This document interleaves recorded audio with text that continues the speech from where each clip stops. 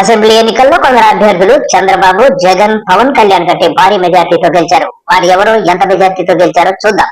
ఈసారి అత్యధిక భారీ మెజార్టీగా గాజువాక టీడీపీ అభ్యర్థి శ్రీపల్లా శ్రీనివాసరావుకు దక్కింది. వైసీపీ అభ్యర్థి గుడివాడ అమర్నాథ్ పై 95,235 ఓట్లు ఆధిక్యంతో ఆయన గెలిచారు. ఆయన తర్వాత భీములు టీడీపీ అభ్యర్థి గంటా శ్రీనివాసరావు గారు, మాజీ మంత్రి వైసీపీ అభ్యర్థి ముత్తంశెట్టి శ్రీనివాసరావు గారిపై 92,401 ఓట్ల ఆధిక్యంతో ఆయన గెలుపును సాధించారు.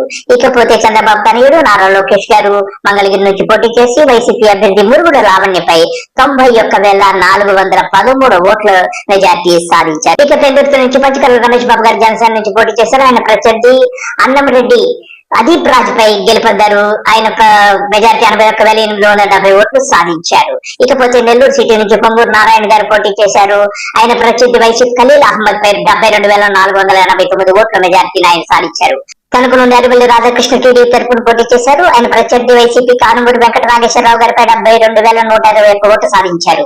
కాకినాడ రూరల్ నుంచి జనసేన పంతం వెంకటేశ్వరరావు గారు పోటీ చేశారు. ఆయన సమీప ప్రత్యర్థి వైసీపీ కురసాల కన్నబాబు గారిపై 72,040 ఓట్ల మెజార్టీ సాధించారు. రాజమండ్రి సిటీ నుంచి టీడీపీ అభ్యర్థి ఆదిరెడ్డి శ్రీనివాసరావు గారు సమీప ప్రత్యర్థి మార్గాని భరత్ పై 71,404 ఓట్లు మెజార్టీ సాధించారు.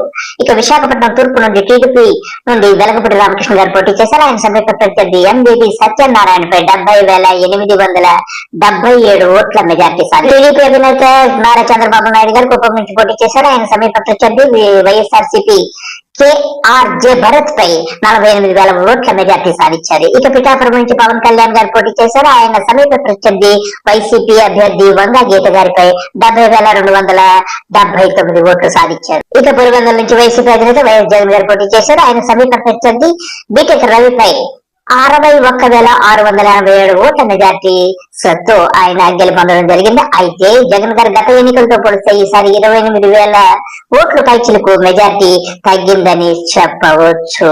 ఈ రోజు చంద్రబాబు గారి మంత్రివర్గం ప్రమాణ స్వీకారం చేసింది. ఆయనతో పాటుగా మంత్రులందరూ కూడా ప్రమాణ స్వీకారం చేయడం జరిగింది. అయితే ఇంత మెజార్టీ సాధించిన వారిలో కేవలము ఆయన తనయుడు నారా లోకేష్ గారికి మరియు పొంగూరి నారాయణ గారికి మాత్రమే మంత్రి పదవి దక్కింది.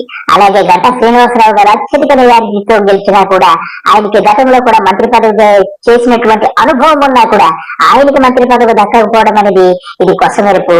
ఈ అసంతృప్తులను మరి ఎలా చల్లారుస్తారో, ఎలా తెల్లారుతుందో చూద్దాం.